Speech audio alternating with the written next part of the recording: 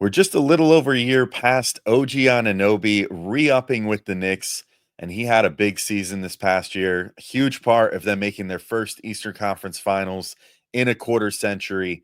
So how did he grade out? We're going to get into an OG Anunoby season review and answer the big question, was that contract last year worth it? Right now on Locked On Knicks.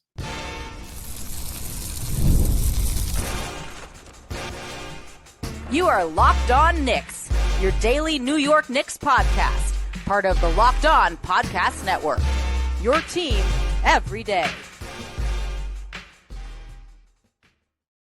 All right, welcome into Locked On Knicks, your daily New York Knicks podcast. I'm Alex Wolf, I'm editor-in-chief of Knicks site, The Strickland. You can find Strick.land, and he's Gavin Shaw, favorite play-by-play broadcaster, favorite play-by-play broadcaster, and the Saturday co-host of the Locked On NBA podcast. And today's episode is brought to you by Monarch Money. Take control of your finances with Monarch Money. Use code LOCKEDONNBA at monarchmoney.com for 50% off your first year. On today's show, we're going to be talking about OG Anunoby, going over some of the numbers of this past season, the season that was, reviewing how he did month over month, game to game, in the playoffs, in the regular season, some of the advanced stats that color what we saw on the court this past year. And then, of course, talk about the big contract that he got last year and how we're feeling 1 year into said contract as OG, in my opinion, at least, maybe spoiling, continues to get better year over year. But first, I want to thank you all for making Locked On Knicks your first listen today and every day. Whether you're checking us out on your favorite podcast platform or taking in the sights and sounds on YouTube, we appreciate you making us part of your daily routine. Make sure you hit the auto download function on your favorite podcast app or the notification bell on YouTube so you never miss an episode. All right, Gavin. So OG Anunoby, the stats in many ways got better for him than they've ever been in his career. And I think that just basic counting stats, he looked pretty good. And we'll get into some of the advanced stats in a minute as well. But set the stage first. What was the season that was like for OG Anunoby statistically, as far as some of the more base level counting stats that we have? Yeah, so first thing that stands out, career high, 18 points per game. Obviously, that's something you look for. He was at 5 rebounds, 2 assists, 48% from the field, 37% from three, 81% from the line, 1.5 steals, and just under a block per game. The most important number there, not there, but the most important number overall is that he puts up that career high playing in a tying career high 74 games, most since his rookie season, same number as his rookie season, while also playing a career high 36.5 minutes. So shout out to the Knicks training staff. That was absolutely fantastic last year, because I think given all the issues the Knicks had with lineup optimization, with incorporating Cat after teams adjusted in terms of how they guarded him, like the fact that OG played maybe 20 games more than I expected, I think it is the one thing that consistently kept them afloat in the regular season. He took just over 6 threes per game. That was the second highest mark of his career. The 2.4 combined steals and blocks were the third best mark of his career, though down a little bit from last season. He found some real consistency over the course of the year from deep. If you remember, he got off to like just that red hot start. The first 18 or so games of the season, he was shooting lights out. In fact, in November, over 14 games, he averaged just under 20 points per game. And Alex, you and I were coming on here and saying, this is an all-star season. This is an all-NBA season he's putting together with his defense, with his three-point shooting. He shot just under 40% from three that month on high volume, was shooting over 50% from the field, 86% from the line. And we're saying this is amazing. This is a new OG. I think that Denver win in Denver was sort of the apex of that. And then he came out a couple nights later against the Jazz and really struggled. And then from there went into a tailspin for about a month and a half, like struggled in December, struggled in January, I think was dealing with an injury in February. And then Jalen Brunson gets hurt and he just sets the world on fire in March. There was that 10-game stretch or so where he's putting up like 28 points per game, 57% from the field, 47% from three, 90% from the line.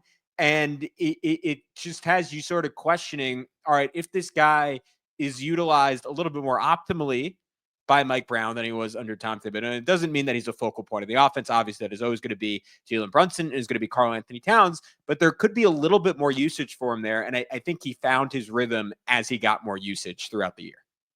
Yeah, and I think one of the big things is just getting him, if you can get him going downhill one Mhm. way or another, then you're in good shape. And I think that that was one thing that we saw. He found, like, it was weird because his handle is the biggest thing that, to me, other than maybe like there was, like you said, there was the 1 month where he didn't shoot as well from three, and that month we were both kind of sitting there being like, what happened? Like, why is the shot not going in? It still looks fine.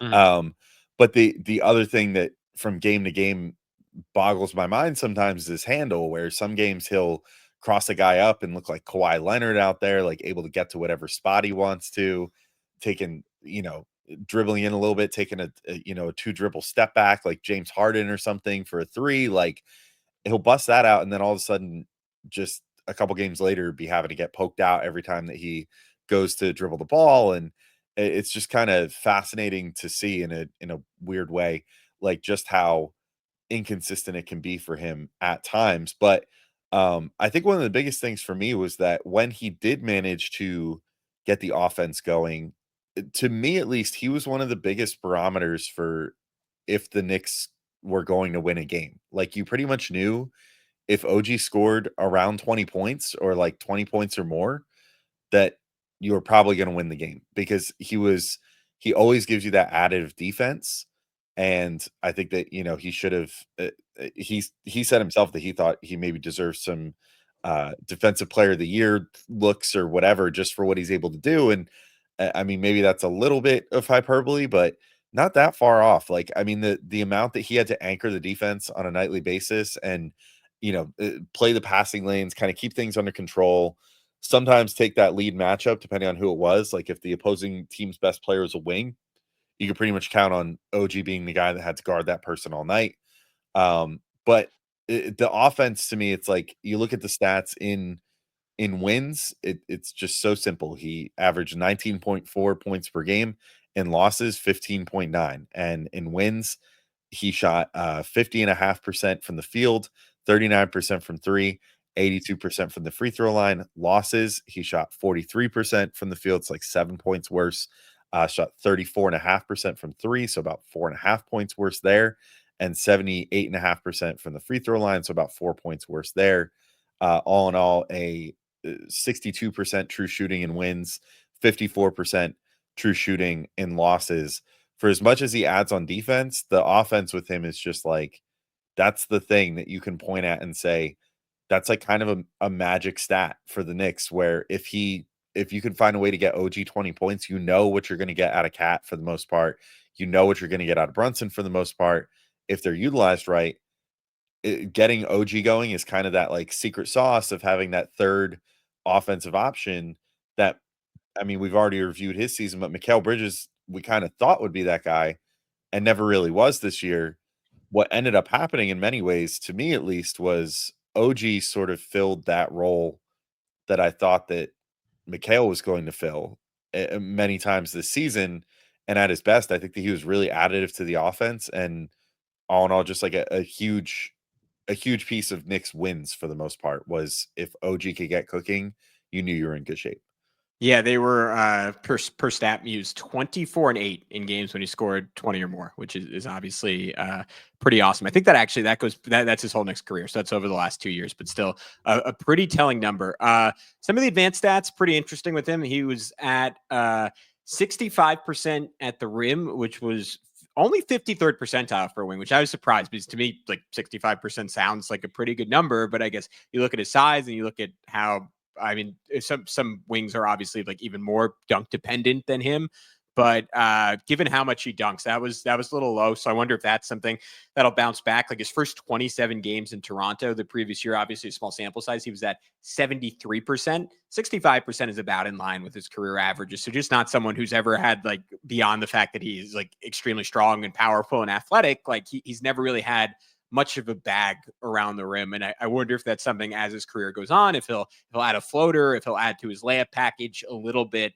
Certainly could be something to work on this offseason. The rim volume was also interesting. 42% of his attempts, total shot attempts, came at the rim. That was 80th percentile in the NBA. that both seasons in New York, his rim volume was at his best since his third season in the league when he was all the way up at 53%. But I think that's kind of like a false comparison because he wasn't as evolved as an offensive player. And I presume a lot more of his offense, even back then, came in transition and came on cuts and stuff. So really telling, maybe just an indicator of the fact that the spacing was a little bit better in New York, but I think also suggestive of the fact that, to your point, his handle was certainly improved, and there were times where he could legitimately break down defenders off the dribble. Shot 35% from mid-range, which is bad. That is only 24th percentile for a wing. A little down from the last 2 years, not a big deal. Here's the most interesting of his shooting base stats. He was 38% on corner threes, which most people hear and say, all right, that's good. It's not good for a guy who came to New York with a reputation, rightfully, as one of the best corner three-point shooters in basketball. It is actually only 53rd percentile. So he's a mediocre corner three-point shooter. That is just how good wings are shooting threes in the NBA these days. He had consistently been pretty close to elite when you take his volume into account. He shot at least 44% from the corners over the previous 3 seasons and only one other season under 40% in his entire career. How did he compensate for that? He was 37% on above the break threes. That was easily his best mark of the last 4 years. He shot a little bit better above the break early in his career, but on way lower volume. He got up 235 of them last year. So in a perfect world, Alex, he marries like hitting the tougher threes, the above the break ones, which generally are also slightly more contested, versus those open corner threes. I do think Mike Brown will prioritize that. And I think Mike Brown will figure out ways to get him more shots from there. But that's certainly something I'm looking out for next season with OG. Yeah, definitely. I mean, there was something weird about how that progressed throughout the year. Like, I'd have to look at numbers to see, but it seemed like he actually took less corner threes as the year went on. That was something that they were feeding him a steady diet of early in the season, and that both he and Mikal were kind of feasting on, Yeah. even when other things weren't working for them early Well, in the I think that season. was just symptomatic of the Brunson Cat pick and roll falling apart, because that obviously Yeah. really collapsed the defense. But Exactly, and not using those double screens anymore that they were using with Cat and Hart early in the season. It's just like they had a plan. It seemed like they had a plan, a basic plan early in the season that was working, and then deviated from it the more the year went on, and it put OG into more situations where he was having to create his own shot, where the above the break threes became the ones that I think were just more easily accessible for him in some ways because he was able to create them with those step backs or whatever. And anecdotally, it just felt like he was taking more of those as the year went on versus the steady diet of corner threes that he kind of made famous. Where coming into this season, I know we were both pretty excited about the fact that, like, you could look at I forget who always puts out these heat charts at the end of every year, yeah, but there's like one Twitter account that I always think puts. Kurt Goldsberry. I think Is it Kirk Goldsberry? Yeah. So it always puts out the charts where it's like who shot the best from every spot in the NBA Mhm. last season, and we were looking at that going like, ooh, look at that. Right corner, Mikhail's best corner, left corner, OG's best corner. Like they're both super good from their respective corners. And we expected to just see them living over there all season. And I feel like that just kind of never quite came to be. So I'm with you. I hope that, next season, maybe you're able to marry the two and have, this OG that can create a little more by himself, along with the guy that was one of the best 3-and-D players in the entire NBA. Mhm. And hopefully, I mean, I know there was talk of egos and everything else this season, but um, I think you and I both sort of assumed maybe a little bit was about OG with that, where he has had in the past, like dating back to his Raptors days, some kind of public sentiment that he wants to be more involved in offense on whatever team that he's on, that he thinks he has more to offer in that department. Hopefully you could kind of find a middle ground there where he could still Mhm. be an elite 3-and-D guy, but also a guy that is able to try out some of those more advanced skills from time to time. But we still got some more stats to talk about. We got some other interesting ones about his foul rate, some of his defensive stats, also his ability to draw fouls, which proved to be kind of a big thing during the run without Brunson, when he was relied on more as a primary offensive option. And then we'll get into the ultimate question, which is a year removed from the big contract. How are we feeling about that? We asked it about Mikal Bridges and the big trade. Also going to ask about OG Anunoby and the big contract, how we're feeling going forward with that deal. So lots more to talk about when we get back in just a moment. But first, I want to let y'all know about our friends over at OpenPhone. And if you're running a business, You know that every missed call is money left on the table. Think about the last time you had an urgent need, maybe for a plumber or a service provider. If the first person didn't answer, did you wait? Probably not. You moved on. That's why you need OpenPhone. OpenPhone is the #1 business phone system built to streamline and scale your customer communications, all from an app on your phone or computer. And OpenPhone is great because it lets you manage business calls and texts from a single app. And the shared inbox feature is a game changer. So your team can jump into any conversation instantly without missing a beat. So that way, everyone has a phone that they can access, get to the inbox. Very useful when you're trying to have a collaborative small business. So, OpenPhone is offering our listeners 20% off your first 6 months at openphone.com/locked on NBA. That's openphone.com/locked on NBA. And if you have existing numbers with another service, OpenPhone will port them over at no extra charge. OpenPhone, no missed calls, no missed customers. All righty, we're back in. Let's keep talking through the season that was for OG Anunoby. And Gavin, a couple more stats here to get into in terms of both his defense and his offense. First thing, 70th percentile in foul rate, which is good. That is basically means that he fouled less than Yeah.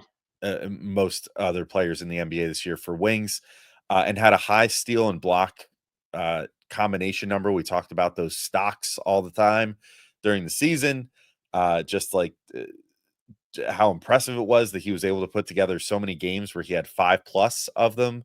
I ran that number at one point.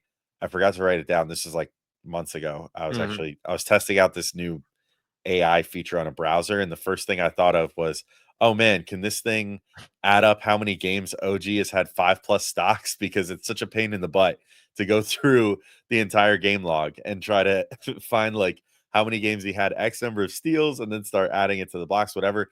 I think the number where he had 5+ was 7+ times this season, or 7 times, 8 times, something like that.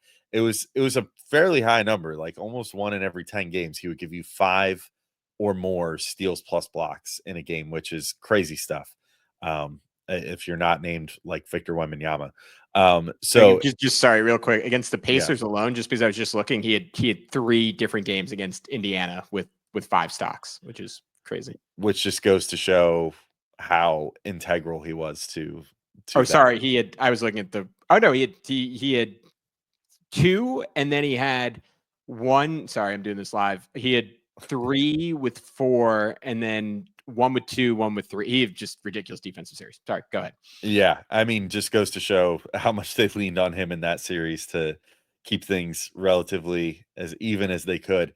But yeah, all in all, I think the one thing you can't really say anything bad about at this point for the most part with him is the defense. Like, I think that he more than, again, not to keep drawing direct comparisons to Mikal Bridges, but we expected kind of somewhat similar things between the two this past year in terms of what their impact might be both on defense and on offense. And while I felt like there was a lot of times where we were left wanting for more from Mikal on both ends, I think OG, I mean, the offense was, it had its moments, ups and downs, but the defense, for the most part, other than games where it seemed like he was, I mean, I'm not going to say that every player on the team didn't seem like they had 1 or 2 of these at some point or another, but like there were some games where it almost felt like he was mailing it in, and we would even question it after the game and be like, what was going on with OG? Like, just something was off. Like, that is not what I expected to see out of him on defense. Like, it was a little concerning. And then he would just come back, and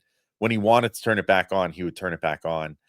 I think we know now, based off how the exit interviews and everything went, and the fact that Tibbs is no longer the coach, that there was a bit of malcontentedness going on this team as a whole, and that might have influenced how some guys approach certain regular season matchups or whatever. But for the most part, I think that OG's defense through the first year and a half of his time with the Knicks is pretty unimpeachable at this point, and he's shown in 2 straight playoffs now, when healthy, that he's like a total game changer on that end when they need him to be. Yeah. I thought, I mean, we can just like jump and go through his playoff run, because I thought maybe spoilers for next round, but I thought it reaffirmed why the Knicks gave him that contract and why they gave him that kind of money, even though there were certainly stretches where he was really frustrating, right? I think the Celtics series, at least offensively, is a great example. Defensively, I thought outside of game 5 where everyone sucked, I thought he was incredible defensively against the Celtics and did all you could hope for against Jason Tatum, holding him like in check those first 2 games. And then game 3 was honestly like such a testament to Tatum's greatness, because I thought OG was still playing great defense, and Tatum scored whatever he finished with in that game, 40 and like 38 minutes regardless. But the offense, he scores 29 in just a heroic game 1 performance, basically drags them to that win. He was the guy. Remember when they were down by 20, like he gets them going in that third quarter, making, I think, 3 threes in like 4 or 5 possessions. I'm sorry, I should have looked back and checked this, but he finishes that game with 29 points. Next 2 games, he has 7 combined and a combined 3 for 15 shooting. Then he has 20. Then he has 6 in the terrible game 5. Then in the closeout game, he's exceptional. 23 points, 9 rebounds, 2 assists, 2 blocks. Against the Pistons, his offense, again, was like mostly pretty good, but also vacillated at times. But he was amazing guarding Cade Cunningham. You look at Cade Cunningham's efficiency numbers in that series. He had a terrible series, and you give Mitch some credit. You give Mikal some credit. OG deserves the bulk of the credit for that.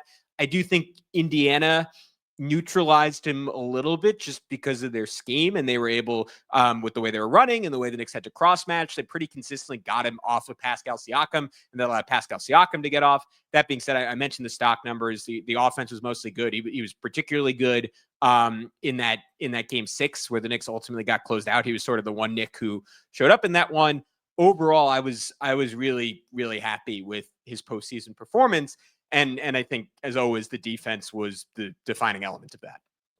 Yeah, I'm with you. I mean, I think, again, without spoiling too much, I think that the playoffs the last couple of years, when he's been healthy, have been some of the greatest examples of why you made the trade for this guy in the first place, and then why you give him the money, is that you know that when you're facing some of these teams that so many of them have star wings that you need to neutralize, you have a guy that can do it. And I do think that, I'm with you. I think Siakam maybe figured him out a little more than anyone has in the last number of years.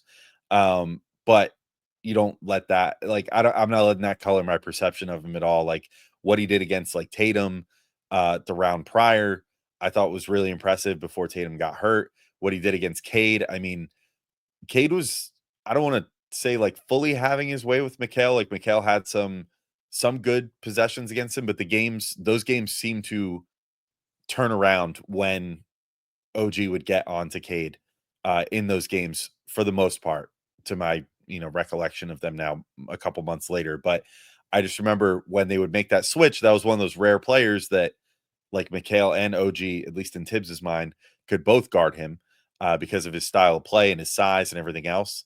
And OG did a great job of keeping him in front of him, out strengthening him at many times on the inside, not letting him get all the way in there the way that he wanted to, which was not something you could necessarily get out of Mikal any given game. But yeah, I think we've danced around it enough. So let's come back in just a moment. We'll talk about a year later retrospective on the 5-year $212.5 million contract that OG signed last year. Pays him a little over $40 million a season, average annual value. How do we feel about it? We did the same thing with Mikal, where we look back at the trade a year later. We'll probably do this with most of the players. I mean, because a lot of them were either acquired in the last year or re-signed within the last year. And it's kind of worth that retrospective, especially now given what they were all able to accomplish together. But yeah, we'll talk about the contract, how we feel about a year later, and I guess most importantly, would we do it again if given the opportunity? So that's all coming up in just a moment when we get back in to Locked On Knicks.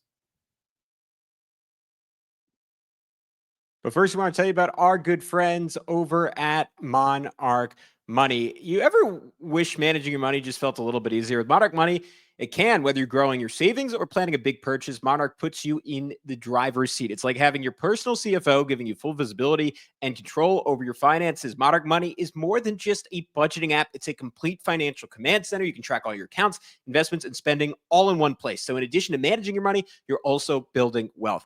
I noticed when I went through my spending on Monarch Money, I was spending way too much on subscriptions. There were a bunch I had completely forgotten. And it just made me a little bit more aware and said, all right, which ones are essential? Which ones can I afford to cancel? And there's just a certain peace of mind that comes with knowing that and being cognizant of it versus that nagging feeling in the back of your head that you're spending too much on things you don't want and never recognizing it. So it was a massive help in that respect. If you want to take control of your finances with Monarch Money, use code LOCKEDONNBA at monarchmoney.com for 50% off your first year. That's monarchmoney.com, code LOCKEDONNBA for half off your first year.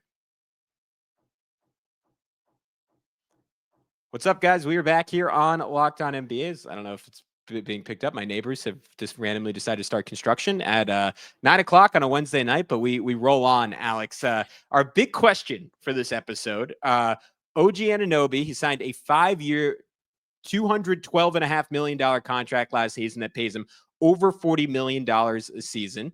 Would you do the deal again?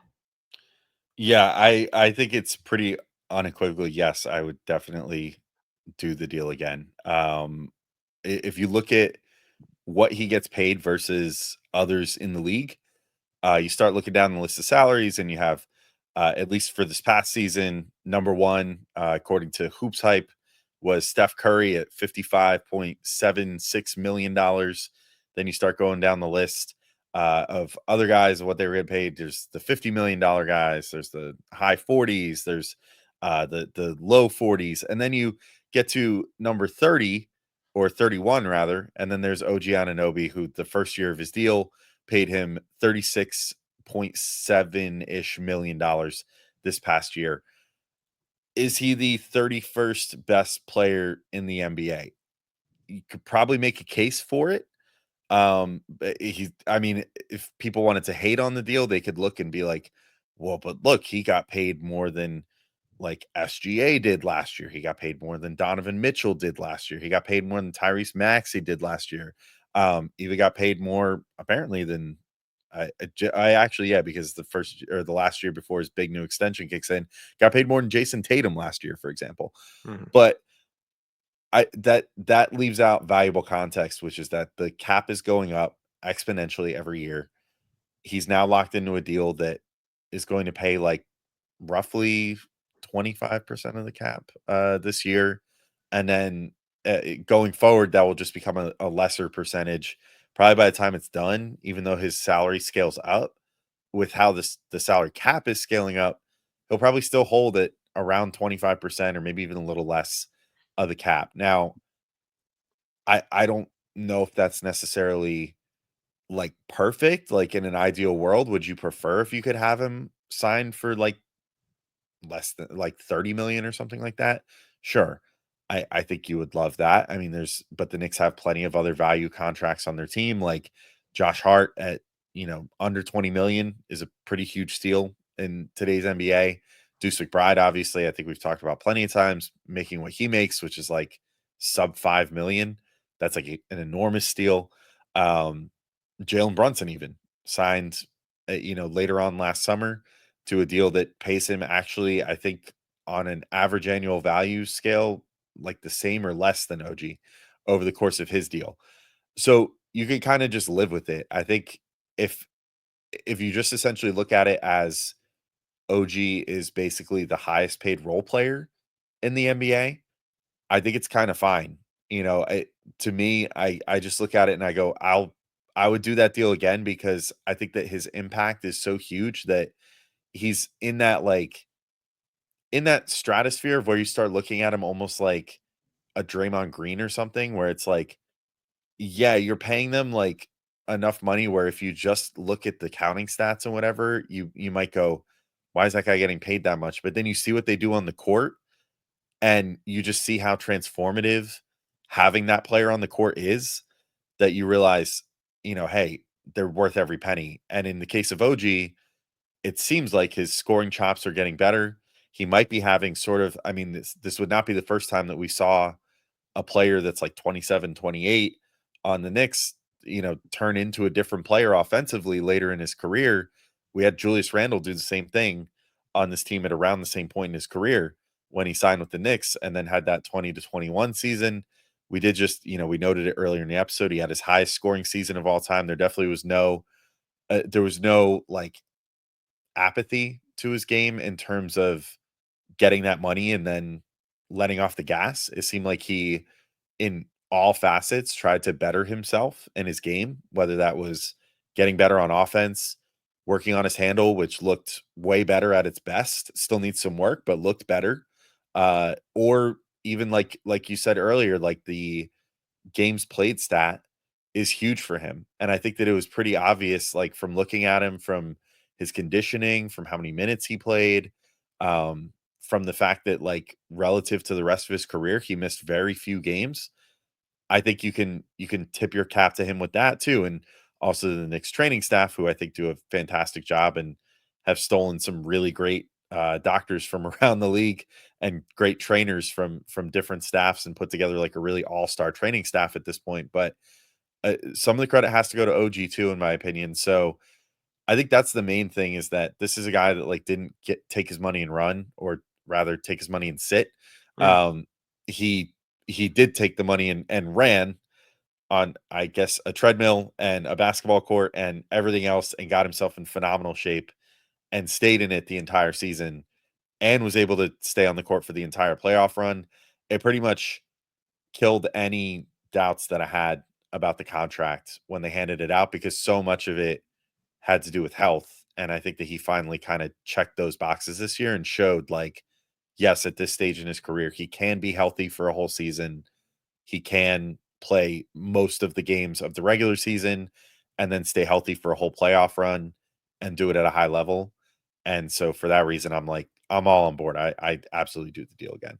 Yeah, I think what it comes down to is you and to your point, I looked for next season. He is literally the highest paid guy at the time of the contract you would consider a role player. Like, obviously, Bradley Beal has turned into a role player. He was not a role player at the time of the contract. I don't know how you classify Paul George at this point. I don't know how you classify. I think Zach LaVine is quote unquote a star, or at least a shot heavy guy.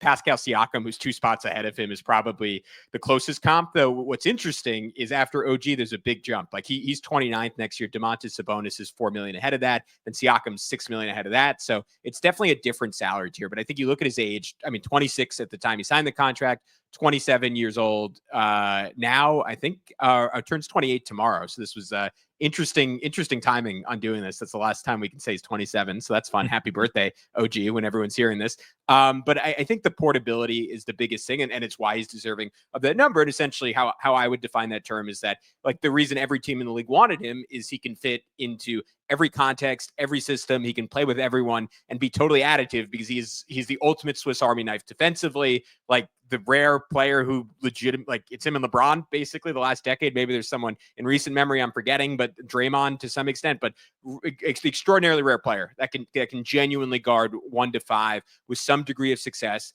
that can create a little bit of his own offense. Most importantly, is extremely talented off the ball shooter, can attack a closeout. I hope the Knicks use him more as a screener next year. I think the biggest thing for me is that he continues to stay healthy, that a new coach figures out a way for him to find possessions where he is a fixture in the offense versus just sitting in the corner. Not all the time, but at least some of the time. And like, you involve him in screening action with Jalen Brunson. You involve him with screening action with Karl-Anthony Towns, because Tom Thibodeau rarely did those things. And when he did, it often looked very, very good. And then we've touched on it a bunch of times, but I'll say it one more time. When you're making that kind of money, you have to be a great teammate. And look, we're not Ian Begley. I can't report with any kind of definitiveness that was an issue, but I know you and I mean, we both like hear small things occasionally from people. And we certainly both heard stuff to the idea that OG was complaining and he was part of the issue. And I think beyond just like our BS sources, like Ian Begley and like genuine insiders said as much. And like, they just need him to be better in that capacity. Like, once you get that contract,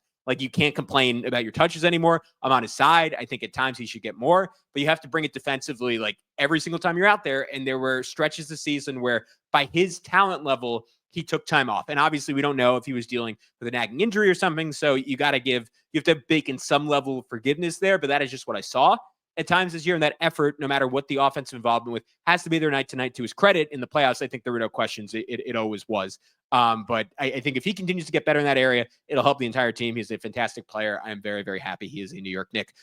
Tomorrow, Alex will be back with you guys to resume some Summer League coverage, and we'll continue our offseason from there. But until then, he's Alex. I'm Gavin. This has been Locked On Knicks. Talk to you soon.